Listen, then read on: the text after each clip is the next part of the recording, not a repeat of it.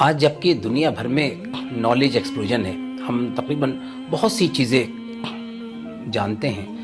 اس وقت ساری دنیا یہ جانتی ہے کہ جو لوگ بیمار ہوتے ہیں زیادہ تر وہ ایکسیس ایٹنگ سے ہوتا ہے، زیادہ کھانے سے ہوتا ہے۔ ابھی آپ جب یہ بتا رہے تھے بچوں کے بارے میں کہ ایگزام اگر آپ نہیں ہوتا آپ کا ایڈمیشن تو آپ کو پریشان نہیں ہونا اور اس اسٹیج پہ نہیں پہنچنا ہے کہ آپ اپنی لائف پہ جو ہے وہ مطلب ختم کر لیں، اس پہ پہنچ جائیں۔ تو اب یہ جو سوسائٹل ٹینڈنسی جو ڈیولپ ہوتی ہیں یہ اپنے آپ میں ایک طرح کی بے صبری کی پہچان ہے کہ انسان کنٹرول نہیں کر پا رہا اپنے آپ کو، کہ جو یہ طالب علم جو بھی ہم کام کرتے ہیں ہمیشہ یاد رکھنا چاہیے ہر چیز میں ایک رسک انوالو ہوتا ہے۔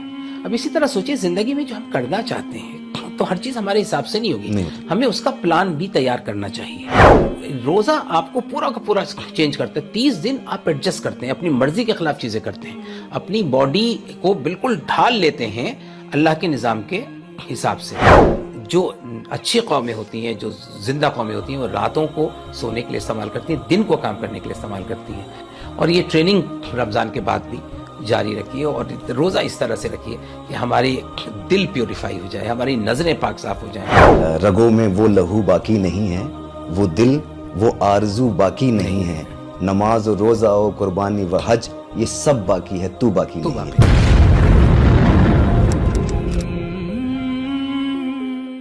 السلام علیکم ورحمۃ اللہ وبرکاتہ، میں ہوں آپ کا ہوسٹ مصطفیٰ طیب، اور آج میں آپ کو یہ بتاتا چلوں کہ اس پوڈ کاسٹ کی جو ہم نے سیریز شروع کی ہے اس کا یہ پہلا ایپیسوڈ ہے جو کہ الیگز پوڈ کاسٹ کے نام سے ہے۔ آج جس عنوان پہ ہم بات کرنے والے ہیں وہ بڑا اہم اور آنے والے وقت کے لیے یہ کافی لوگوں کو مدد اس میں ملے گی۔ تو اس حوالے سے جو آج ہمارے گیسٹ ہیں قابل احترام ڈاکٹر شارق عقیل صاحب، تو میں یہ چاہوں گا کہ مجھ سے کوئی غلطی نہ ہو جائے، تو یہ کام آپ کے بارے میں آپ کا انٹروڈکشن میں ڈاکٹر صاحب کو ہی میں کہتا ہوں کہ یہ درخواست کرتا ہوں ڈاکٹر صاحب سے کہ ڈاکٹر صاحب آپ اپنے بارے میں آپ اپنا انٹروڈکشن دیں اور پھر اس کے بعد انشاءاللہ اس کو ہم پھر آگے بڑھاتے ہیں۔ السلام علیکم ورحمۃ اللہ وبرکاتہ۔ وعلیکم السلام ورحمۃ اللہ، بہت شکریہ۔ ناظرین، میرا نام جیسے کہ آپ کو بتایا گیا ڈاکٹر شارق عقیل ہے۔ میں یونیورسٹی ہاسپٹل جو ہے یونیورسٹی ہیلتھ سروسز، اس میں پچھلے 34 سال سے کام کر رہا ہوں اور پچھلے 15 سال سے اس کا چیف میڈیکل آفیسر ہوں، ذمہ دار ہوں۔ بنیادی طور پہ میں چائلڈ اسپیشلسٹ ہوں، پیڈیٹیشین ہوں، اور میری دلچسپی جو ہے زیادہ تر نوجوانوں کے مسائل، child labour, education, health, disaster management, یہ تمام چیزیں۔ حج کی ٹریننگ پچھلے میں تقریباً 25-26 سال سے برابر جتنے عازمین حج ہیں ان کی ہر سال کرتا ہوں، اور اس کے علاوہ ادب سے، شعر و شاعری سے دلچسپی ہے۔ علی گڑھ مسلم یونیورسٹی ہی سے میں نے MBBS کیا، یہیں سے MD کیا پیڈیاٹرکس میں، اور پھر باقی تو آپ جو دیکھتے ہیں سماجی کاموں میں، NGOs کے ساتھ جڑنے میں بہت مزہ آتا ہے۔ بہت سے الحمدللہ اللہ نے توفیق بخشی وہ کام کر رہے ہیں، اور بنیادی طور پہ میرا جو وطن ہے وہ نجیب آباد ہے جو ضلع بجنور میں ہے۔ اچھا جی، بہت بہت شکریہ ڈاکٹر صاحب۔ اس موضوع کے حوالے سے جو سب سے بنیادی سوال جو میں آپ سے کرنا چاہوں گا وہ یہ ہے کہ کیا حکمت رہی اللہ تعالیٰ کی، یا انسانی اعتبار سے ہم اگر اس پہ بات کریں تو یہ رمضان ہماری زندگیوں میں کیوں اہم ہے، اس کی امپورٹنس کیا ہے؟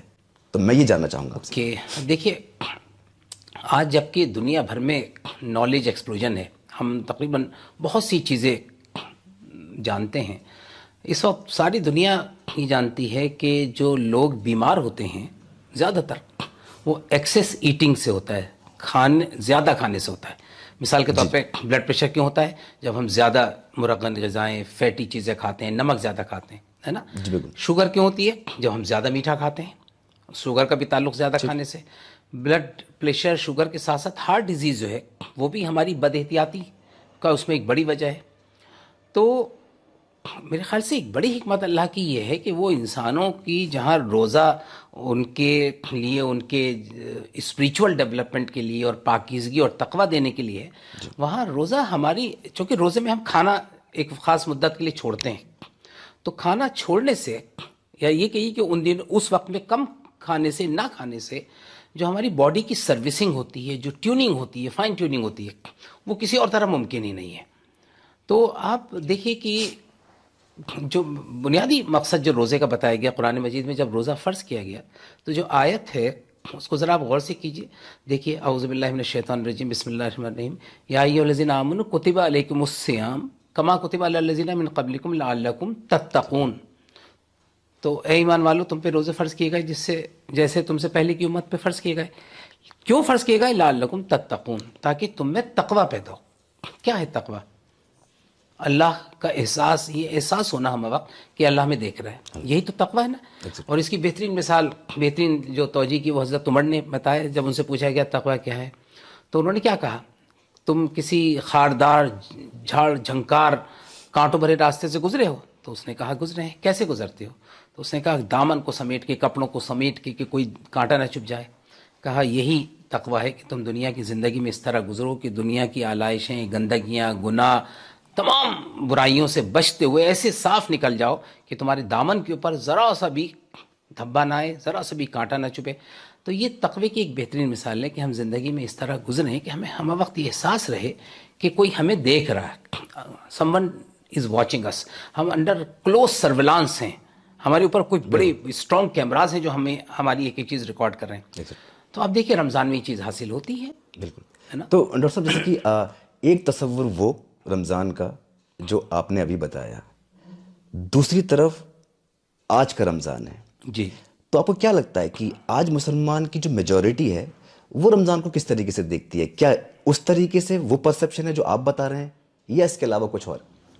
یہ بڑے افسوس کی بات ہے اور اس کے لیے ہم سب خود ہی مجرم ہیں کہ رمضان جو بنیادی طور پہ ہمیں اللہ سے قریب کرنے، اللہ کا تقوی پیدا کرنے کے لیے آیا تھا، اس کو ہم نے ایک فوڈ فیسٹیول بنا لیا. بالکل ایک یعنی رمضان میں بجائے اس کے کہ ہم اس طرف توجہ کم دیں کھانے پینے کی، 365 دن 12 مہینے کھاتے ہی تو ہیں، کہ باقی ایک مہینے کے اندر اگر ہم کھانے کے اوپر توجہ کم کریں اور عبادات کے اوپر اور اپنے آپ کو تیار کرنے کے لیے، اپنی اس ٹریننگ کے لیے 11 مہینے ہم کس طرح زندگی گزاریں، اس کے لیے ایک مہینہ اگر ہم تھوڑی سی مشق کر لیں، تھوڑی ٹریننگ کر لیں، تو اس لیے آیا تھا. لیکن یہ ایک فوڈ فیسٹیول کی شکل اختیار کرتا چلا جا رہا ہے، بجائے اس کے کہ ہم اس پہ زور دیں کہ ہم کھانے کی طرف رغبت ہی کم ہو.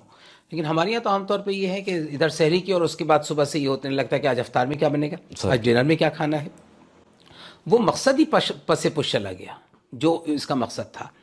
تو جو انرجی اور جو ٹائم آج بھی کھانے پہ لگ رہا ہے، یعنی ہماری خواتین، آپ یہ کہتے ہیں، مجھے کبھی افسوس ہوتا ہے کہ جو وقت انہیں عبادات میں اور تلاوت میں اور رمضان اور افطار کے وقت دعا کرنے میں لگانا چاہیے، وہ کچن کے اندر پکوڑی، سموسے اور مختلف قسم کی افطار تیار کرنے میں لگ رہا ہے، جو ایک طرح سے فصل کاٹنے کا وقت ہے، جو کلائمیکس ہے روزے کا، جب دعائیں قبول ہوتی ہیں، اس وقت کو ہم ضائع کر رہے ہیں کھانے پکانے میں اور اس کی تیاری کرنے میں. یہ بات تو ڈاکٹر صاحب آپ نے بالکل ٹھیک کہی ہے، لیکن اس کے علاوہ جو ایک بہت ہی اہم چیز ہے اور جس کی سب سے زیادہ کمی دیکھی جاتی ہے سوسائٹی کے اندر، اور وہ ہر ایج میں، ہر طبقے میں آپ کو دیکھی جاتی ہے، وہ یہ ہے کہ لوگوں کے اندر صبر اور اس کی ڈیفینیشن، اس کی بڑی کمی ہے.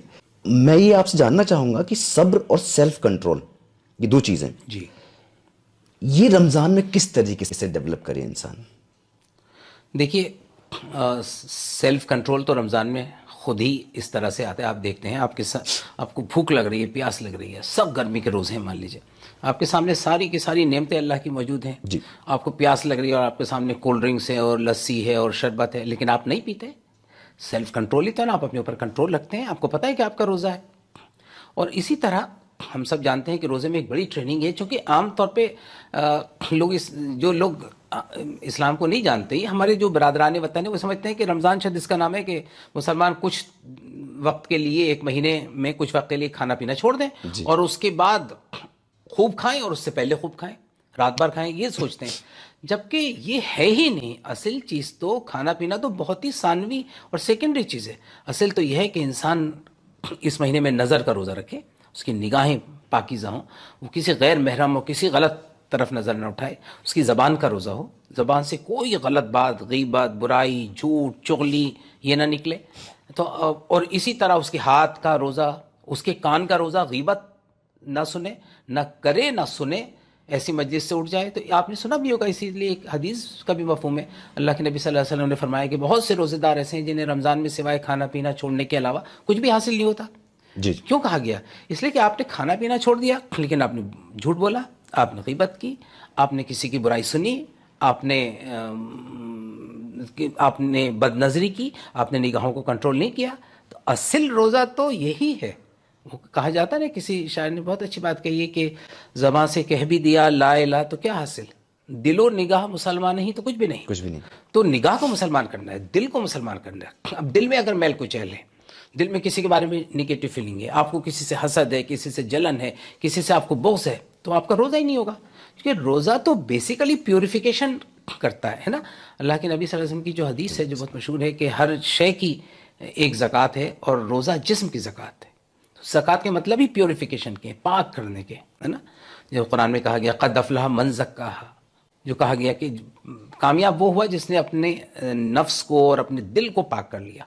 تو کھانا پینا چھوڑنا تو بہت ہی بعد میں آتا ہے. اصل تو چیز یہ کہ نگاہوں کا روزہ، زبان کا روزہ، کانوں کا روزہ، ہاتھ پیر کا روزہ یہ نہیں ہے. تو پھر یہ کھانا چھوڑنا، اور یہ کھانا چھوڑ کے آدمی کو چونکہ بھوک لگتی ہے نا تو اسے ایک احساس رہتا ہے کہ میں بھوکا ہوں. تو کیوں بھوکا ہوں؟ تو جیسے کہ آپ نے کہا کہ سیلف کنٹرول اور صبر کیسے آتا ہے اور اللہ کا تقوی کیسے پیدا ہوتا ہے. کوئی شخص روزے کی حالت میں ہے، اس کو سخت پیاس لگ رہی ہے، مان لیجیے مئی اور جون کا روزہ ہے. اب وہ واش روم میں نہا رہا ہے، اب وہ اندر ہے، اسے کوئی دیکھ نہیں رہا. اگر وہ چاہے 2-4 قطرے پی کے اپنی پیاس بجھا سکتا ہے. بالکل. یا وہ وضو کر رہا ہے، جی. وضو کرتے ہوئے تو منہ میں پانی لیتا ہے نا، کلی کرتا ہے. اگر وہ چاہے تو تھوڑا سا پانی پی بھی سکتا ہے. لیکن کوئی جاہل سے جاہل بھی آدمی ایسا نہیں کرتا. کیوں نہیں کرتا؟ اسے ہی پتا ہے کہ کوئی نہیں دیکھ رہا لیکن اللہ دیکھ رہا ہے. تو یہی 24 گھنٹے کی زندگی کے اندر، 365 دن کی زندگی کے اندر یہ فیلنگ اگر آ جائے انسان کو، کوئی نہیں دیکھ رہا کہ اللہ دیکھ رہا ہے، تو نہ وہ اجالے میں گناہ کرے گا، نہ وہ اندھیرے میں گناہ کرے گا. ہے نا. یہ ہے اصل ٹریننگ، کہ انسان کو یہ احساس پیدا ہو جائے کہ ہی از انڈر کانسٹنٹ سرویلانس، اس کے اوپر ہمیشہ. اور وہ تو قرآن میں ہے نا کہ ہم نے فرشتوں کو تمہارے اوپر بٹھا رکھا ہے، وہ ایک ایک چیز نوٹ کر رہے ہیں. انسان یہ بھول جاتا ہے. اس ایک مہینے میں یہ مشق بہت ہوتی ہے. بھوکا پیاسا رکھ کے جب آدمی بھوک اور پیاس میں رہتا ہے تو اسے پتہ رہتا ہے نا کہ میں کیوں بھوکا اور پیاسا ہوں. تب اسے ہوتا ہے اچھا میں اس لیے بھوکا اور پیاسا ہوں کہ مجھے اللہ کو خوش کرنا ہے. اور اللہ کو خوش صرف کھانا چھوڑ کے نہیں کرنا، زبان صحیح استعمال کرنی ہے. کسی کی غیبت نہیں کرنی، جھوٹ نہیں بولنا، برائی نہیں کرنی، وعدہ خلافی نہیں کرنی، غیبت نہیں کرنی. کانوں کا صحیح استعمال کرنا. کانوں کا روزہ یہ ہے کہ نا آپ کو برائی سننی ہے، اور اسی طرح ہاتھ پیر سے کوئی غلط کام نہ ہو، کسی غلط جگہ نہ جائیں، دست درازی نہ ہو، کسی کا حق نہ ماریں. یہ تمام چیزیں مل کے تب ہے روزہ، ہے نا. ورنہ میں اکثر ایک بات کہتا ہوں، ایک شعر میں پڑھتا ہوں کہ نماز پہلی ہی صف میں پڑھی صدا اس نے، نماز پہلی ہی صف میں پڑھی صدا اس نے، مگر پڑوس کے فاقوں کا کچھ پتہ ہی نہیں.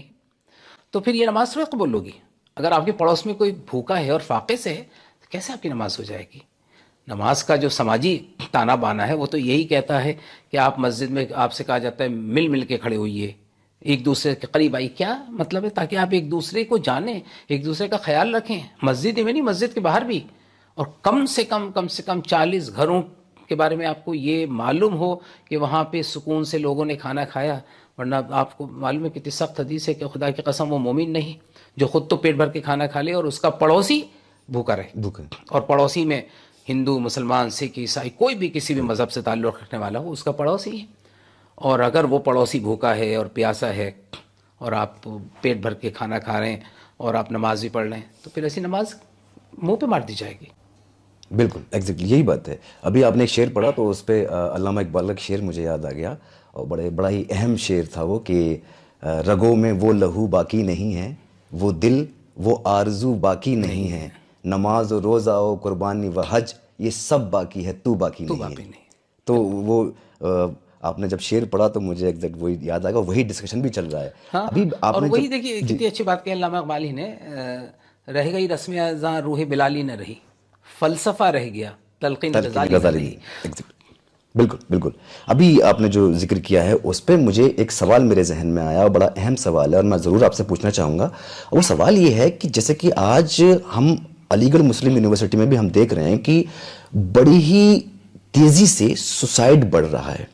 بچے مینٹل ہیلتھ سے جو ہے وہ لے کے پریشان ہیں. تو کیا رمضان کا کوئی تعلق مینٹل پیس سے بھی ہے؟ اگر ہے تو وہ کس طریقے سے ہے؟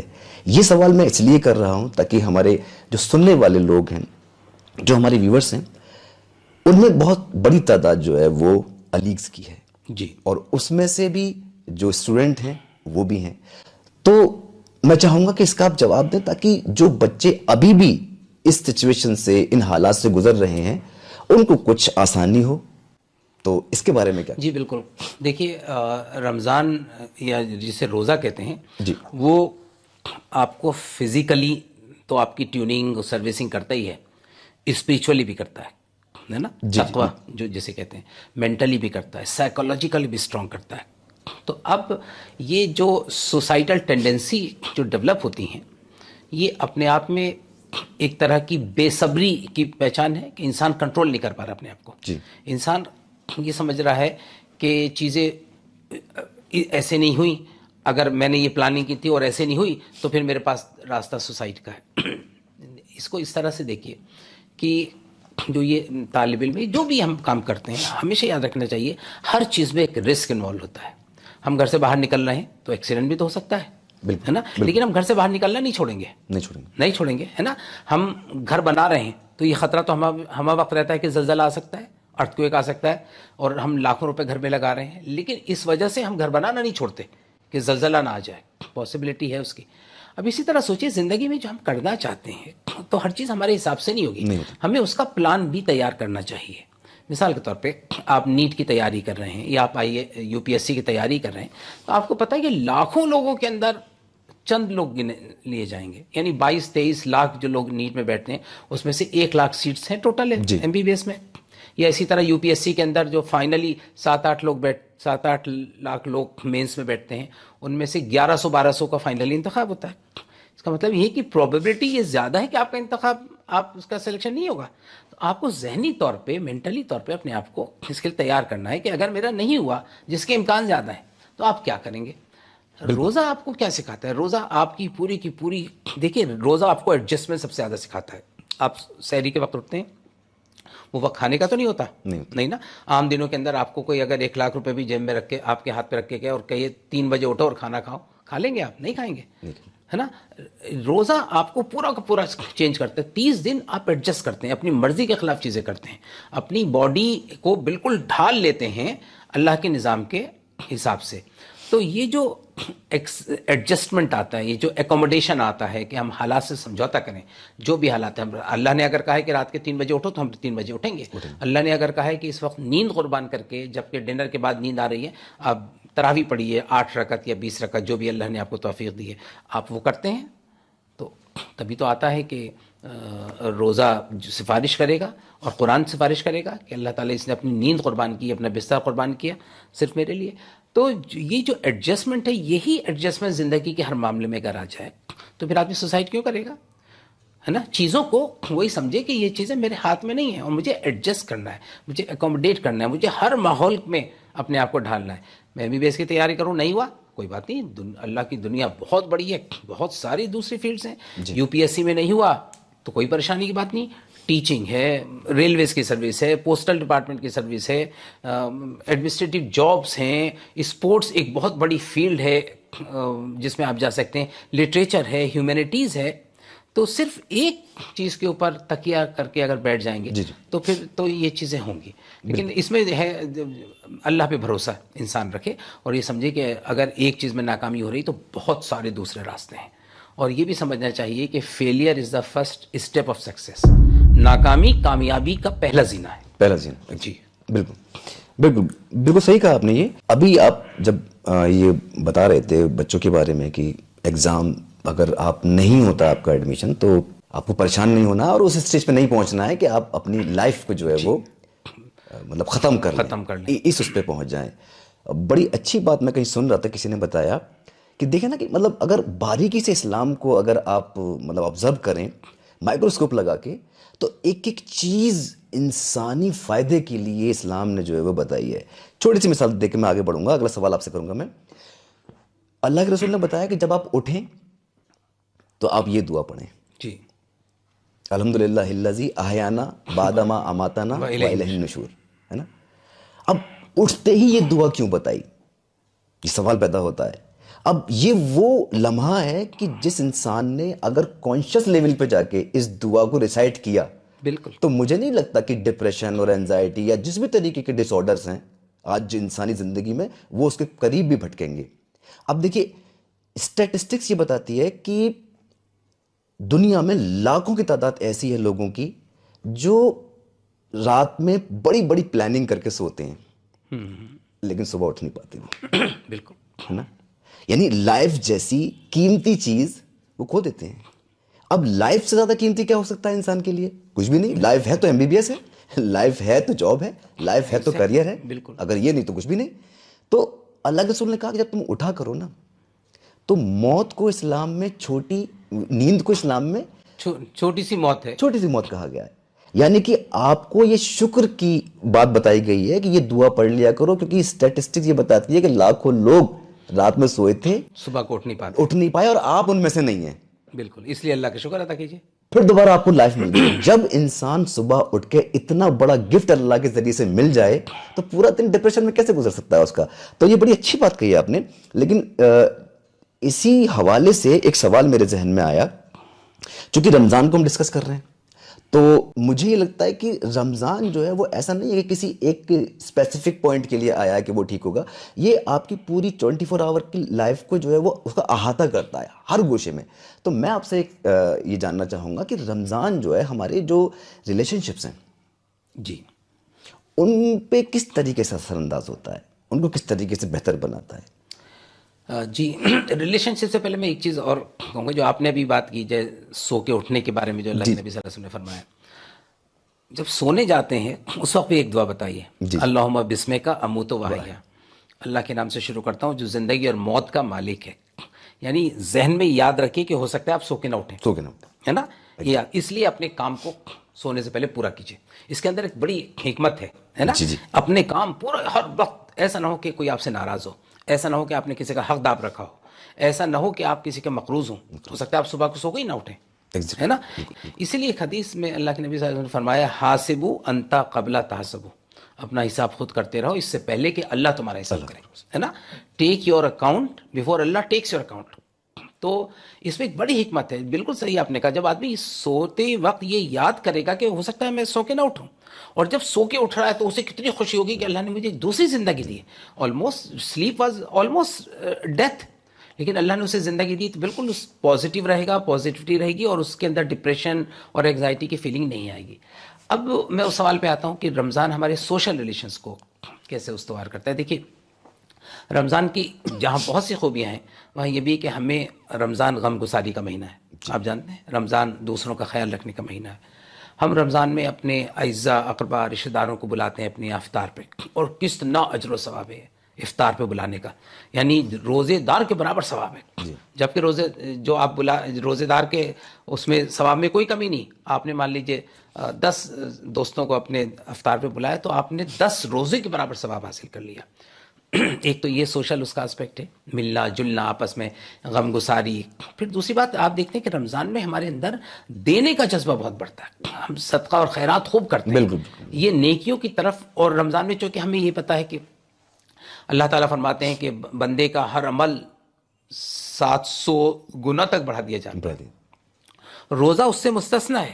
نہیں، روزہ صرف میرے لیے ہے تو اس کا اجر مطلب اس کا کوئی انتہا نہیں ہے. تو اللہ اپنے حساب سے، اور اللہ دے گا اس کا جو شایع نشان. تو ظاہر ہے اللہ تو اپنے شان سے دے گا نا. ہم کسی کو دیتے ہیں تو 100-200 روپے، لیکن اللہ جب دے گا تو شایع نشان دے گا. تو روزے میں جو ہم یہ دیکھیں صدقہ خیرات کیا ہے، دوسرے کے غم گساری، سوسائٹی کا خیال رکھنا. اب دیکھیں رمضان، زکوٰۃ ہم سال میں کبھی بھی نکال سکتے ہیں، لیکن آلموسٹ 99% مسلمان زکوٰۃ رمضان میں نکالتے ہیں. کیوں نکالتے ہیں؟ کہ اس مہینے کے اندر یہ ہوتا ہے کہ یار ہماری جو معاشرے کے اندر وہ لوگ ہیں جو ہماری عید کی خوشی میں شریک نہیں ہو پا رہے، انہیں ہم زکوٰۃ شروع میں دے دیں تاکہ وہ اپنی چیزیں درست کر لیں، اپنی جس چیز کی کمی ہو دور کر لیں، کپڑے اور اپنا اکانومک اسٹیٹس اونچا بڑھائیں. اور آخر وقت تک صدقہ فطر ہے پھر وہ بھی دیجیے. اور اس کے بغیر آپ نماز نہیں پڑھ سکتے عید کی. اتنا اہم ہے. تو یہ ساری کی ساری سوشل آسپیکٹ ہی تو ہے روزے کا, تاکہ ہم آس پاس کے لوگوں کا خیال رکھیں, پڑوسیوں کا خیال رکھیں, رشتہ داریوں کا خیال رکھیں, اور اس میں بھی دینے میں سب سے پہلے قریب ترین رشتہ دار. اگر آپ کے کوئی قریب ترین رشتہ دار آپ کے بلڈ ریلیشن ضرورت مند ہیں تو پہلے آپ ان کی ذمہ داری ہے, پہلے حق ان کا بنتا ہے, اس کے بعد اسی طرح آگے بڑھتے جائیے. تو رمضان تو سوشل گیدرنگس جو رمضان میں ہوتی ہیں, جو ہم سماج سے جڑتے ہیں, خاص طور سے سماج کے دبے کچلے لوگوں سے, غربا, مساکین, بیوہ, یتیم بچے, ان سے جڑنا, یہ اس رمضان کا ایک بہت بڑا ہمارا سماجی ایک تانے بانے کو درست کرتا ہے, اور ہمیں یہ سکھاتا ہے کہ اگر ہم رمضان کے بعد ان کو نظر انداز کر رہے ہیں, ان کو بھول جا رہے ہیں, تو پھر رمضان کا مقصد ہی ختم ہو رہا ہے. رمضان تو یہ ہے کہ آپ 11 مہینے اس چیز کو پریکٹس کریں. یہ نہیں کہ رمضان میں آپ نے جھوٹ بولنا چھوڑ دیا, رمضان کے بعد آپ جھوٹ بولنے لگے, ایسا تو نہیں ہے. رمضان میں آپ غیبت نہیں کرتے, رمضان کے بعد جائز تھوڑی ہو جائے گی وہ. بالکل بالکل بالکل.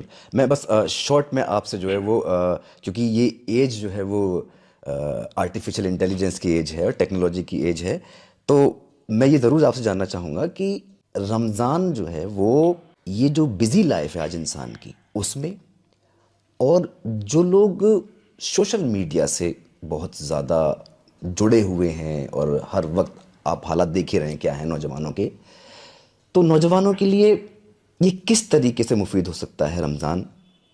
ایک بات تو یہ. دوسری بات یہ کہ وہ لوگ جن لوگوں کی لائف اتنی بزی ہو گئی ہے کہ وہ بالکل سوشل نہیں رہے ہیں اپنی فیملی کے ساتھ, اپنے محلے میں, اپنے پڑوسی کے ساتھ, تو کیا رمضان ان دو پہلوؤں پہ بھی ہماری کوئی رہنمائی کرتا ہے؟ کیا اس میں بھی کوئی چینجز وغیرہ کے امکانات ہیں؟ بالکل. ایک تو یہ کہ رمضان میں ہمیں حد الامکان کوشش کرنی چاہیے کہ ہم سحری کریں اور فیملی ممبرس کے ساتھ کریں. آپ کا کوئی بھی روٹین ہو, کوشش یہ کیجیے, چاہے آپ رات میں کام کر رہے ہیں, چاہے آپ ایک کھجور کھائیں, چاہے آپ ایک گھونٹ دودھ پئیں, لیکن سحری ضرور کیجیے. بالکل. اس کو نظر انداز مت کیجیے, اس کو don't take it for granted. بغیر سحری کے بھی روزہ ہو جاتا ہے لیکن بہت زیادہ ڈیزائریبل ہے, اور اللہ کے نبی صلی اللہ علیہ وسلم نے فرمایا سحری کھایا کرو, اس میں برکت ہے. ایک تو یہ. دوسرا یہ کہ جو اسکرین ٹائم ہے اس کو ہمیں لمٹ کرنا پڑے گا. اس کے تو بہت سارے میڈیکل نقصانات دنیا کو پتہ ہیں. بہت زیادہ سوشل میڈیا پہ رہنے سے اصل میں ہوتا کیا ہے کہ جو نوجوان ہمارے جو عام طور پہ سوشل میڈیا پہ رہتے ہیں, اب کسی نے سوشل میڈیا پہ اپنی ریل ڈالی, اور وہ ریل تو ظاہر ہے کہ وہ اپنے بیسٹ مومنٹ شیئر کرتا ہے نا, وہ اپنی ہارڈ شپ, اپنا اسٹرگل, اپنی پریشانیاں تھوڑی شیئر کر رہا ہے. نہیں کر رہا. اب ہم لوگ ریل لائف کو ریئل لائف سمجھنے لگتے ہیں. آدمی اس کو امیٹیٹ کرنا چاہتا ہے, ارے یار یہ 7 اسٹار ہوٹل کے اندر 1000 روپے کی کافی پی رہا ہے, لیکن آدمی یہ نہیں سوچتا کہ وہ 7 اسٹار ہوٹل تک پہنچنے میں اسے کتنے سال لگے, کتنی تکلیفیں اٹھائیں. تو ایک تو ریل لائف کو ریل ہی سمجھے, ریئل نہ سمجھے. اسے اپنے آپ کو اپنی زندگی کے اندر کسی چیز کی کمی محسوس مت کیجیے. دوسرا یہ کہ اسکرین ٹائم کو آپ کو, کیونکہ رمضان ایک ایسا زبردست مہینہ ہے. دیکھیے خاص طور سے پھر رمضان کے جو آخری 10 دن ہیں, جس میں شب قدر ہوتی ہے, جو ریوارڈنگ راتیں ہوتی ہیں, جس کے بارے میں آتا ہے کہ جس نے ایک رات بھی پالی ہے نا, تو اس کا تو سمجھ لیے اس نے دنیا بھی فتح کر لی اور آخرت بھی فتح کر لی. اور رمضان کے روزوں کے تعلق سے ہمیں کسی بھی صورت میں کوشش کرنی چاہیے کہ روزہ نہ چھوٹے, کیونکہ آپ سب جانتے ہیں کہ زندگی بھر بھی کوئی شخص روزہ رکھے تو رمضان کے ایک روزے کو وہ کمپنسیٹ نہیں کر سکتا جو اس کا اجر و ثواب ہے. تو ایک تو یہ کہ سوشل میڈیا سے اپنی دوری تھوڑی بنا کے رکھیں, اسکرین ٹائم کم کریں. اچھی چیزیں جو سوشل میڈیا میں وہ دیکھ سکتے ہیں, لیکن اگر اپنی زندگی کو ان دنوں کے اندر آپ اس طرح ڈھال لیں کہ آپ زیادہ سے زیادہ وقت تلاوت کا, قرآن کو غور و خوض سے پڑھنے کا, قرآن کو اچھی طرح سمجھ کے پڑھنے کا. دیکھیے یہ جو روایت ہمارے یہاں بہت ہے کہ لوگ ایک قرآن پاک ختم کر رہے ہیں, 2 ختم کر رہے ہیں. میرے خیال سے اس سے بہتر یہ ہے کہ آپ قرآن تھوڑا ہی پڑھیں لیکن سمجھ کے پڑھیں, معنی کے ساتھ پڑھیں, بالکل پتہ چلے آپ کو کہ آپ کیا پڑھ رہے ہیں. نوجوانوں کے لیے بہت اچھا وقت ہے کیونکہ اب سوشل میڈیا پہ یہ چیزیں بہت اویلیبل ہیں. آپ کسی بھی زبان کے اندر قرآن کا ترجمہ آپ نے مان لیجیے 3 آیتیں 4 آیتیں 5 آیتیں لی, آپ نے اس کا ترجمہ اس کی تفسیر بھی پڑھ لی, تو پھر آپ کو سمجھ میں آیا کہ اللہ آپ سے کہہ کیا رہا ہے. تو اس ڈیجیٹل ورڈ کا ہم ایسا بہترین فائدہ اٹھا سکتے ہیں کہ رمضان کے اندر ہم ان چیزوں کو سیکھیں, رمضان میں ہم دین کی باتوں کو سیکھیں, رمضان میں ہم قرآن سے اس طرح سے جڑیں کہ قرآن کا ترجمہ, قرآن کو سمجھ کے پڑھنے کی ہم عادت ڈالیں. یعنی کہ آپ کا کہنے کا مطلب یہ ہے کہ اگر نوجوان قرآن سے جتنا زیادہ قریب رہیں گے اتنا ہی جو دنیا میں آج وائرس اگر میں کہوں تو اس سے ہم محفوظ رہیں گے. بالکل بالکل بالکل صحیح بات. تو شارٹ میں اگر آپ سے ایک بات یہ جاننا چاہوں کہ کیا ہم رمضان کے بعد بھی وہی چینجز مینٹین کر پاتے ہیں جو چینجز ہمارے اندر رمضان کے اندر آتے ہیں اور اگر نہیں کر پاتے تو اس کا ریزن کیا ہے کہ ہم رمضان میں تو ایک الگ پرسنالٹی ہوتے ہیں, ایک الگ شخصیت ہوتے ہیں, ہمارے اخلاق میں, ہماری زبان میں, ہمارے اعمال میں, ہماری نمازوں میں, ہمارے پورے روٹین میں جو ہے وہ بہت بڑا ایک ڈراسٹک چینج آتا ہے. تو یہ کیا ہم رمضان کے بعد بھی مینٹین کر پاتے ہیں, اور اگر نہیں کر پاتے تو اس کا ایک بڑا ریزن کیا ہے؟ یہ بہت ہی آپ نے جو سوال کیا ہے یہ بہت پریشان کرتا ہے واقعتاً. اصل میں جو بنیادی طور پر مقصد تمام عبادتوں کا ہے وہ یہ ہے کہ بہترین انسان اللہ تعالیٰ انسان کو بنانا چاہتا ہے. اشرف المخلوقات اللہ نے بنایا تو اللہ چاہتا ہے اس کے اندر وہ ساری ڈیوائن کوالٹیز انسان کے اندر ہوں جو اللہ چاہتا ہے. ہم جب مذہب کو ایک سیزنل سمجھنے لگتے ہیں, ہے نا, دیکھیں علامہ اقبال کا ذکر کیا تھا, یہ نغمہ فصل گلو لالا کا نہیں پابند, بہار ہو کہ خزاں لا الہ الا اللہ. موسم بہار ہے نیکیوں کا, اس میں بھی لا الہ الا اللہ, اور جب رمضان ختم ہو جائے اس میں بھی لا الہ الا اللہ. وہی اللہ جس نے ہمیں رمضان میں نیکیوں کا حکم دیا اسی اللہ نے رمضان کے بعد بھی تو حکم دیا. اسی اللہ نے رمضان میں ہم جھوٹ نہیں بولتے, ہم غیبت نہیں کرتے, ہم برائی نہیں کرتے, تو رمضان کے بعد کوئی یہ حلال تھوڑی ہو جاتی ہیں, غیبت, برائی, جوا, شراب, سبھی چیزیں حرام ہیں. تو پھر رمضان کے بعد بھی اگر ہم چیزوں کو, اور ہم کانشیسلی اگر روزہ رکھیں, یہ بات آپ نے صحیح کی کہ ہم عام طور پہ مسلمانوں کا یہ ہے کہ ہم نے رمضان کو ایک سیزنل فیسٹیول بنا لیا. ہم نے سوچا ٹھیک ہے جیسے سب لوگ مناتے ہیں, اور اس کے بعد پھر رمضان کے بعد گناہوں کی دنیا میں آ گئے. اس کو اگر کانشیسلی کریں, اگر ہم یہ سمجھیں کہ رمضان ہماری 11 مہینے کی ٹریننگ ہے, 11 مہینے میں ہمیں تیار کرنے کے لیے رمضان آیا کہ ہم 11 مہینے جھوٹ نہ بولیں, رمضان کے بعد ہم 11 مہینے غیبت نہ کریں, ہم 11 مہینے سیلف کنٹرول رکھیں, 11 مہینے ہم غصہ نہ کریں. تو بالکل ایسے ہی جیسے مثال کے طور پہ کوئی شخص حج کر کے آیا, بہت اچھا حج کیا, حج کرنے کے بعد پھر اب وہ الٹے سیدھے کام میں لگ گیا, دھندے میں لگ گیا, وہی جھوٹا کاروبار, وہی جھوٹی قسمیں کھانا, وہی پڑوسیوں کے ساتھ اچھا سلوک نہیں رکھنا, رمضان سے پہلے والی زندگی. تو پھر اگر رمضان, اور اچھا آپ پڑھیے تو آتا تو یہ ہے کہ روزے کی قبولیت یا رمضان میں آپ نے فائدہ اٹھایا, اس کا پتہ آپ کے رمضان کے بعد کے طرز عمل سے پتہ چلتا ہے. رمضان کے بعد آپ کی زندگی چینج ہوئی ہے, تبدیلی آئی ہے, تو سمجھیے کہ آپ نے روزے کا حق ادا کیا واقعتاً. ورنہ تو وہی بات ہے نا کہ کھانا پینا چھوڑنے سے تھوڑی روزہ ہو جائے گا.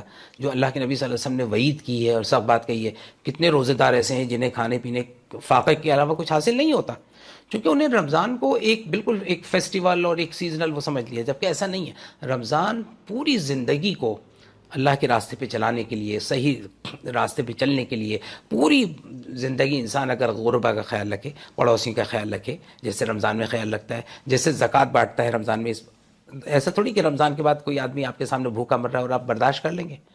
اگر آپ کے اندر یہ چیز آ جاتی ہیں 11 مہینے رمضان کے بعد, تو سمجھیے آپ کا روزہ کامیاب ہے, آپ کا رمضان کامیاب ہے. اس نے آپ کی زندگی کے اندر تبدیلی پیدا کی, اور انقلابی تبدیلی, بالکل جیسے حج سے پہلے اور حج کے بعد کی زندگی. پوچھا آپ سے کہ حج کیسے پتہ چلے گا قبول ہوا کہ نہیں, آپ نے فرمایا حج سے پہلے اور حج کے بعد کی زندگی میں نمایاں تبدیلی ہو, تو سمجھیے کہ حج قبول ہو گیا. اب اگر حج سے پہلے بھی جھوٹ بولتے تھے, حج کے بعد بھی جھوٹ بول رہے ہیں, تو ایسے حج سے کیا فائدہ ہو. حج سے پہلے بھی بہت ہی لاپرواہی کی زندگی تھی, نمازیں چھوٹ رہی تھیں, حج کے بعد بھی چھوٹ رہی, تو اور آپ یہ کہیں کہ میں نے تو حج کر لیا, تو یہ ڈگری کام تھوڑی آئے گی. اصل حج کا مطلب ہے کہ انسان کو پورا کا پورا چینج کر دے. اسی طرح اصل رمضان کا مقصد ہے کہ انسان کو پورا ریفائنڈ کر دے. اب ہم یہ طے کریں ہم کبھی جھوٹ نہیں بولیں گے, ہم دل آزاری نہیں کریں گے, ہم کسی کا دل نہیں دکھائیں گے, ہم کسی کا ناحق حق نہیں ماریں گے, ہم دوسروں کا خیال رکھیں گے. زکوٰۃ بار بار دے کے ہمیں یہی تو سکھایا جاتا ہے کہ بعد میں بھی آپ کو مجبوروں, فقیروں, ضعیفوں, بیواؤں کا, یتیموں کا خیال رکھنا ہے. صرف رمضان تک تو محدود نہیں ہے. تو اگر یہ چیز آ جاتی ہے, اور واقعتاً رمضان کا جو صحیح مقصد ہے وہ ہم سمجھ لیں کہ یہ کوئی باقی مذاہب کی طرح کا کوئی تہوار نہیں ہے کہ آیا اور گیا, اور ہم نے رمضان میں چاند دیکھ کے ٹوپی لگائی اور عید کا چاند دیکھ کے ٹوپی رکھ دی, یہ نہیں ہونا چاہیے. تو اگر یہ چیز ہے کہ وہ عبادات, وہ اسپرٹ باقی, ہم یہ سمجھتے ہیں ٹھیک ہے اتنا نہ صحیح جو رمضان میں ایمان کی بیٹری چارج تھی, لیکن رمضان کے بعد بیٹری ڈسچارج نہیں ہونی چاہیے, کچھ نہ کچھ چارجنگ برابر رہنی چاہیے, تبھی رمضان کا فائدہ بھی ہے. بالکل. ڈاکٹر صاحب, چونکہ بائی پروفیشن آپ ایک ڈاکٹر ہیں, تو یہ سوال تو آپ سے ضرور بنتا ہے کہ وہ ایسی کون کون سی کامن مسٹیکس ہیں جو عام طور پہ میجورٹی رمضان میں لوگ کرتے ہیں, جس سے کہ لوگوں کی ہیلتھ افیکٹ ہوتی ہے, اب وہ فزیکل ہیلتھ ہو جی. اور سب سے پہلے یہی بتائیے کہ مطلب فزیکل ہیلتھ جو ہے وہ اس سے افیکٹ ہوتی ہے, وہ ایسی کون سی کامن مسٹیکس ہیں جو لوگ کرتے ہیں رمضان میں؟ دیکھیے ایک چیز میں آپ کو اور بتاؤں کہ ہمارا جو پورا جسم ہے, جسم کے ہر سسٹم جو ہوتے ہیں ہمارے, جیسے ریسپائریٹری سسٹم ہے, ہارٹ کا سسٹم ہے, کارڈیک سسٹم ہے, اسی طرح نروس سسٹم ہے, اسی طرح مسلس اور بونز کا سسٹم ہے, ساری باڈی کے ہر سسٹم کو روزانہ آرام مل جاتا ہے سوائے ڈائجسٹو سسٹم کے, اس کو آرام نہیں ملتا ہے نا. جب ہم سوتے ہیں تو کم سے کم ہمارے ہاتھ پیر کام نہیں کر رہے, تو مسکول اسکلیٹل سسٹم آرام سے ہے, ہمارا نروس سسٹم آرام سے ہے, ہماری سانس کی رفتار کم ہو جاتی ہے, یہاں تک کہ دل کی دھڑکن بھی سوتے ہوئے کم ہو جاتی ہے, سب کو ریسٹ ملتا ہے. صرف ایک یہ 30 فٹ لمبا جو ہمارا نظام ہاضمہ ہے, جسے ہم پاچن تنتر کہتے ہیں, ڈائجسٹو سسٹم, اس کو آرام نہیں ملتا. لیکن صرف رمضان وہ مہینہ ہے جس میں اس کو بھی آرام ملتا ہے. مثال کے طور پہ آپ نے رات میں کھانا کھایا, آپ نے مان لیجیے 10 بجے کھانا کھایا, تو 3-4 گھنٹے کے اندر آپ کا پیٹ خالی ہو گیا. یا آپ سوچیے سحری آپ نے کھائی, سحری کے بعد 5-6 گھنٹے آپ کے اندر آپ کا پورا پیٹ خالی ہو گیا ہے نا. اب یہ جب تک آپ افطار نہیں کرتے, آپ کی انٹسٹین کی, آپ کی ڈائجسٹو سسٹم کی ٹیوننگ ہو رہی ہے, سروسنگ ہو رہی ہے. اس کی سروسنگ یہی ہے کہ آپ فاقہ کریے, مت کھائیے ہے نا, اور آپ نے کھانا چھوڑ دیا. تو ڈائجسٹو سسٹم کو سال میں صرف رمضان میں آرام ملتا ہے. تو بہترین طریقہ یہ ہے کہ ہم افطار جب کریں تو اس کے اندر بہت مرغن غذائیں نہ ہوں. ضروری نہیں کہ آپ قورمہ اور نہاری سے افطار کریں, آپ اپنی صحت کو خراب کریں گے. دیکھیے آپ نے دن بھر کا روزہ رکھا ہے. ایک چیز میں آپ کو اور بتاؤں, جب ہم روزہ رکھتے ہیں تو روزے میں 4-5 گھنٹے کے بعد بھی تو ہمیں انرجی کی ضرورت ہے. اب ہم کھانا تو کھا نہیں رہے, جو سحری میں کھایا وہی کھایا. اب مان لیجیے 10 بجے 11-12 بجے کے بعد جو ہم کام کر رہے ہیں, بھاگ رہے ہیں, دوڑ رہے ہیں, تو انرجی کہاں سے آتی ہے؟ وہ انرجی اصل میں آتی ہے ہماری باڈی میں جو ایکسس فیٹ ہے نا, وہ ٹوٹتی ہے, جسے ہم کہتے ہیں گلائکوجینیسس. یعنی گلائکوجن اسٹورز, جو فیٹ کے ریزروز ہماری باڈی کے اندر ہیں, وہ ٹوٹتا ہے, فیٹ ٹوٹتے ہیں, اور فیٹ سے ہمیں انرجی ملتی ہے. تو اس سے بڑا فائدہ ہوتا ہے کہ ایکسس فیٹ جو ہماری باڈی کے اندر ہے وہ گھلتی ہے. اب اگر بتائیے ہم افطار کے وقت پھر خوب فیٹ لے لیں اور خوب آپ پکوڑیاں اور سموسے اور اس طرح کی چیزیں کھانے لگیں, تو the very purpose is defeated ہے نا. تو رمضان صحت کے لیے بھی ایک بہترین چیز ہے کہ آپ ان دنوں کے اندر اس بات کا خیال رکھیں کہ آپ پانی خوب پیجیے, جوسز پیجیے, فروٹس استعمال کیجیے, لیکن مرغن غذائیں, بہت چکنی چیز مت کھائیے. خاص طور سے وہ لوگ جو اوبیز ہیں, خاص طور سے وہ لوگ جو بلڈ پریشر, ڈائبٹیز اور ہارٹ ڈیزیزز کے مریض ہیں, ان کو تو اس کا ضرور خیال رکھنا چاہیے کہ وہ اپنی فیٹ کنٹینٹ, نمک ان دنوں میں کم کریں, نمک نہ کھائیں, بہت کم سے کم نمک رکھیں. تو ہم جو اکثر غلطی کرتے ہیں, ایک غلطی تو یہ کہ سحری کے اندر آپ ہلکا کھائیے. سحری کے اندر اگر آپ زیادہ کھا لیں گے تو آپ کو دن بھر ڈکاریں آئیں گی, دن بھر انڈائجیشن رہے گا اور آپ بے چین رہیں گے, آپ کا وضو نہیں رک پائے گا. رمضان میں تو آپ کو زیادہ سے زیادہ وضو کی بھی ضرورت ہے کیونکہ آپ کو تلاوت کرنی ہے. ہلکی غذا کھائیے. مثال کے طور پہ بہترین چیز ہے سحری کے اندر 2-3 کھجور کھا لیجیے, تھوڑا دودھ پی لیجیے, یا کوئی پھل کھا لیجیے ہے نا, کوئی بھی پھل, یا دہی بھی بہت اچھی چیز ہے. سبز الائچی سحری کے اندر یہ چیز بہت اچھا ہے. اور افطار کے وقت ایسا نہیں جیسے کوئی بھوکا ٹوٹ پڑا ہے کھانے کے اوپر, ایسا نہیں ہونا چاہیے. افطار بھی بہت لمیٹڈ, بیلنسڈ ہو. اس کے اندر آپ تھوڑا یہ مشروبات لے سکتے ہیں, آپ روح افزا یا کوئی بھی میٹھی چیز لے سکتے ہیں, چونکہ شوگر آپ کے یہاں آپ کو کم ہو رہا ہے. لیکن مرغن غذائیں, بہت زیادہ فیٹی چیزیں اور بہت بریانی, قورمہ, نہاری, پائی, ان کو رمضان میں اوائڈ کریں, تو تاکہ آپ کا پیٹ صحیح رہے اور پھر آپ اچھی طرح سے عبادت کر سکیں. ورنہ دن بھر آپ کو ڈکاریں آئیں گی, تراویح آپ نہیں پڑھ سکتے. اور افطار کے فوراً بعد پیٹ بھر کے مت کھائیے, تھوڑا تھوڑا کھائیے سحری تک ہے نا, چونکہ آپ کو تراویح بھی پڑھنی ہے, پھر تراویح میں نیند آئے گی. تو بہتر طریقہ یہ ہے کہ آپ افطار کریے, اور افطار کے بعد آپ نے چائے پی, دودھ لیا, کچھ بھی لیا, کچھ فروٹس لیے, اس کے بعد کچھ گیپ دیجیے, اور پھر تراویح کے بعد آپ تھوڑا سا کھانا کھا لیجیے ہے نا. اور سحری کے اندر بہت لائٹ, سحری جتنی لائٹ کریں گے اتنا آپ کا دن بہت سکون سے گزرے گا. ڈاکٹر صاحب, میں ابھی آف دا کیمرہ ابھی آپ فاسٹنگ کی جو فل فارم بتا رہے تھے, تو وقت کو نظر میں رکھتے ہوئے میں چاہوں گا کہ شارٹ میں ذرا ہمارے جو آڈینس ہے اس کو فاسٹنگ کی فل فارم ذرا بتا دیں. جی دیکھیے, فاسٹنگ جب ہم انگریزی میں لکھتے ہیں تو FASTING, تو مختصر میں بتاؤں گا. F کا مطلب ہوتا ہے فیئر آف گاڈ, جو رمضان میں آتا ہے. ہم نے بتایا آپ کو رمضان کا بنیادی مقصد یہ ہے لعلکم تتقون, اللہ کا تقوی پیدا ہوتا ہے. اور دوسری چیز فٹنس, جو میں نے ابھی ذکر کیا کہ رمضان ہمیں کتنا فٹ کرتا ہے فزیکلی, ہمارے سارے سسٹمز کو کتنا اچھا کرتا ہے رمضان, ہماری باڈی کو. جب ہم بھوکے پیاسے, آپ کو پتہ ہے کہ یہ جو فاسٹنگ ہوتی ہے جسے انٹرمیٹنٹ فاسٹنگ آپ نے سنا ہے, 2016 میں نوبل پرائز ملا ہے ایک جیپنیز سائنٹسٹ योशिनोमी ओशिमो को, जिसने ये कंसेप्ट दिया था कि इंटरमिटेंट फास्टिंग से हम बहुत सारी बीमारियों को ऑल्टरनेट डेज पे ऑटोफेजी होती है, सेल्स, सेहतमंद सेल्स कैंसरस सेल्स को खाते हैं। तो उसने ये इंटरमिटेंट फास्टिंग का जो कंसेप्ट दिया, रमज़ान, उसने तो ये कहा था कि 15-20 दिन अगर साल में कर लिया करें इंटरमिटेंट फास्टिंग, उससे ऑटोफेजी होती है। उसने ये कहा कि जब आप ऐसा करते हैं तो कीटोसिस डेवलप होती है, यानी निगेटिव एनर्जी बैलेंस, आप ले नहीं रहे और आपको एनर्जी की ज़रूरत है तो आपके फैट टूट रहे हैं और वो आपको एनर्जी दे रहे हैं। इससे कीटोसिस होती है, कीटोसिस से एक BDNF हार्मोन सिक्रेट होता है, ब्रेन ड्राइव न्यूरोट्रॉफिक फैक्टर, और वो बहुत फ़ायदा करता है, आपको न्यू न्यूरॉन जनरेट करता है, हाई क्वालिटी प्रोटीन जनरेट करता है। तो उसने तो ये कहा कि इंटरमिटेंट फास्टिंग और ऑटोफेजी से एल्जीमर्स रोक सकते हैं, एपिलेप्सी रोक सकते हैं, हार्ट डिजीजेज रोक सकते हैं, कैंसर्स रोक सकते हैं, यहाँ तक कि उसने कहा कि एजिंग प्रोसेस को डिले कर सकते हैं। और उसकी इसी रिसर्च के ऊपर उसे 2016 में नोबेल प्राइज से नवाजा गया। तो फास्टिंग जो है बेहतरीन फिटनेस के लिए बेहतरीन एक्सरसाइज है। ए जो मैंने बताया फास्टिंग का ए है एडजस्टमेंट। आप जिंदगी में एडजस्टमेंट करना सीखते हैं। आपको 4 बजे सहरी के लिए उठना है ना, एडजस्टमेंट और एकोमोडेशन। हालात कैसे भी हों, जिंदगी उतार चढ़ाव करना, आप एडजस्ट करना सीखिए, हर हालत में खुश रहना सीखिए। एस जो है सेल्फ कंट्रोल, अपने ऊपर कंट्रोल करना, अपने जज्बात को काबू में रखना, अपनी इंद्रियों को जैसे कहते हैं अपने वश में रखना, अपने नफ्स को काबू में रखना। और एस सब्र का भी है, सब्र। और फास्टिंग में जो टी है वो तकवा, जैसे मैंने बताया, तकवा एंड ट्रेनिंग। कितनी ज़बरदस्त ट्रेनिंग हो रही है आपकी, फिजिकल ट्रेनिंग हो रही, सोशल ट्रेनिंग हो रही, ज़कात और सदक़ात के ज़रिए से स्पिरिचुअल ट्रेनिंग आपकी हो रही है ना। और आई जो है, आई इंक्रीज इन ईमान। ईमान अगर नहीं बढ़ रहा तो फिर रोज़ा वो नहीं, रोज़े का मकसद ये कि आपकी ईमान की बैटरी चार्ज हो जाए।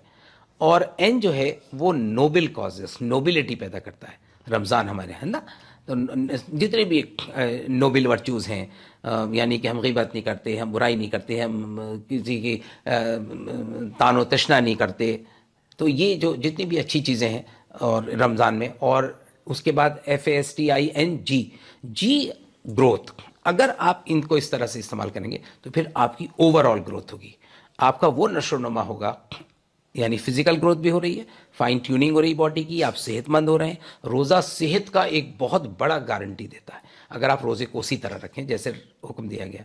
और स्पिरिचुअल ग्रोथ हो रही है, आपकी साइकोलॉजिकल ग्रोथ हो रही है, आपकी मेंटल ग्रोथ हो रही है, मेंटल स्ट्रेस खत्म हो रहा है ना। आपको पता है कि रोज़े की हालत में जब भूखे रहते हैं तो एंडोर्फिन्स सीक्रेट होते हैं हमारी बॉडी में। एंडोर्फिन्स को हम हैप्पीनेस हार्मोन कहते हैं। ये हैप्पीनेस हार्मोन स्ट्रेस को डिस्ट्रेस करते हैं। रमज़ान ही के अंदर हमारा बॉडी के अंदर डिटॉक्सिफिकेशन होता है, यानी जितने भी ख़तरनाक अज्जा हैं किडनी उनको निकालती है। जो कि हम खा नहीं रहे हैं तो किडनी को बहुत मौका मिल जाता है कि बॉडी के जितने भी हार्मफुल चीज़ें हैं उनको डिटॉक्सिफाई करती है। तो इस तरह से मेरे ख्याल से रोज़े से बेहतर कोई भी ट्रेनिंग प्रोग्राम नहीं हो सकता जो इंसान को फिज़िकली भी, सोशली भी, स्पिरिचुअली भी, मेंटली भी इतना स्ट्रांग बनाता हो। डॉक्टर साहब, आखिर में मैं चाहूँगा कि रमज़ान के हवाले से कोई मैसेज हमारी ऑडियंस के लिए आपकी तरफ से।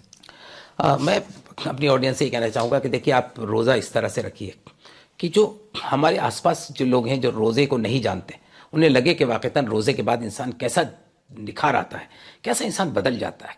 इस तरह से रोज़ा रखिए कि सिर्फ खाना पीना नहीं छोड़िए, झूठ छोड़ दीजिए, ग़ीबत छोड़ दीजिए, बुराई छोड़ दीजिए, वो तमाम चीज़ें छोड़ दीजिए जो हमारे माशरे के लिए बहुत मुज़िर है। मिसाल के तौर पर आड़ी तिरछी टेढ़े मेढ़ी हम पार्किंग कर देते हैं अपने इलाकों के अंदर, उसे छोड़ दीजिए। स्टंट मत कीजिए, ट्रैफिक रूल्स को फॉलो कीजिए। रातों को बिला वजह भीड़ मत लगाइए, रातों को बिला वजह मत जागिए। रात सोने के लिए अल्लाह ने रात नींद बनाई है, तो रातों को बिला वजह जो जागते हैं हमारे नौजवान वो ख़त्म कीजिए। और ये बहुत बड़ा मौका है आपके लिए, चूँकि रमज़ान में आपको पता है कि आपको सहरी के लिए उठना है, आप जल्दी सो जाते हैं, तो इस आदत को कंटिन्यू कीजिए। ऐसा ना हो कि रमज़ान के बाद फिर आप रातों को ढाबे भरने लगे, रातों को शमशाद मार्केट और जमालपुर और पूरा का पूरा शहर आबाद कर देते हैं। जो अच्छी कौमें होती हैं, जो ज़िंदा कौमें होती हैं, वो रातों को सोने के लिए इस्तेमाल करती हैं, दिन को काम करने के लिए इस्तेमाल करती हैं। तो मैं अपने नौजवानों से ख़ास तौर से कहूँगा कि वो लेट नाइट जो जागते हैं उसको ख़त्म करें, रमज़ान में जल्दी सोइए ताकि आप जल्दी सहरी में उठ सकें। और ये ट्रेनिंग रमज़ान के बाद भी जारी रखिए और रोज़ा इस तरह से रखिए कि हमारी दिल प्योरीफाई हो जाए, हमारी नज़रें पाक साफ़ हो जाएँ। और जब लोग हमें इस तरह से 1 महीने के बाद हमारे अंदर निखार देखेंगे, ख़ुद कहेंगे कि रोज़े से बेहतर तो کوئی بھی مشق نہیں ہے, کوئی بھی ایکسرسائز نہیں ہے, کوئی بھی عبادت نہیں ہے جو لوگوں کو ایسا نکھار دیتا ہے, ایسا بہترین انسان بنا دیتا ہے. بہت بہت شکریہ ڈاکٹر صاحب. اور میں اپنی پوری ٹیم کی طرف سے آپ کا بہت بہت شکریہ ادا کرتا ہوں کہ آپ نے اپنے قیمتی وقت میں سے ہمارے لیے اتنا وقت نکالا. اور پھر ایک بار پوری ٹیم کی طرف سے شکریہ آپ کا. تو ناظرین, یہ تھا رمضان کے حوالے سے ایک چھوٹا سا پوڈ کاسٹ, اور مجھے پوری امید ہے کہ آپ کو اس کو سننے کے بعد کافی کچھ سیکھنے کو ملا ہوگا الحمدللہ. اور اب ہم یہ چاہیں گے کہ مطلب یہ دعا کرتے ہیں اللہ تعالیٰ سے کہ وہ جو رمضان کی علت قرآن کے اندر اللہ تعالیٰ نے بتائی ہے کہ لعلکم تتقون, جو مشن دیا اللہ تعالیٰ نے ہمیں رمضان میں اچیو کرنے کے لیے, اس کو پورا کرنے کی طاقت اور ہمت عطا کرائے. آمین. اور بہت بہت شکریہ آپ لوگوں کا بھی سننے کے لیے, اور ہم دعا کرتے ہیں کہ آپ سبھی لوگوں کے رمضان خیر و عافیت سے گزریں. اسی طریقے سے جڑے رہیے. بہت بہت شکریہ. السلام علیکم ورحمۃ اللہ وبرکاتہ.